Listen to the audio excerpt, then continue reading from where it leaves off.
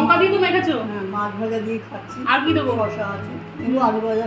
আর দিদি দেখ লেবু দিয়ে মেখেছে, বন্ধুরা দেখো। লাগবে না, যে লেবু পাতা সঙ্গে গন্ধরাজ লেবু শুকনো লঙ্কা দিয়ে মেখেছি, এটাই যথেষ্ট। মা তুমি কি দিয়ে খাচ্ছ তাহলে? এই তো মাসিমুনির ওই দিয়ে আমার পাতে পুরো দেখো সব মেনু আমি সাজিয়ে নিয়ে নিয়েছি। আলু ভাজা নিয়েছি, পেঁয়াজি, সাথে গন্ধরাজ লেবু, শসা, লেবু পাতা, শুকনো লঙ্কা পুড়িয়েছি, সাথে মাছ ভাজা আর আলুর চোখা। একটু মাছ ভাজা খেয়ে নিই। দারুণ। কি দেবো তোমাকে? কি দেবো বলো? বেশ ভালোই লাগে। আলু ভাজা, পেঁয়াজ, আর তার মধ্যে একটু পেঁয়াজি নাও। তার মধ্যে ছমি, এই দেখো এই হচ্ছে গরমকালে সবচেয়ে ভালো জিনিস, লেবু পাতা। গন্ধরাজ লেবু পাতা। আমি একটু লেবু চিপে নিই। তার মধ্যে গরম গরম মাছ ভাজা। একটু লেবু চিপে নিলাম।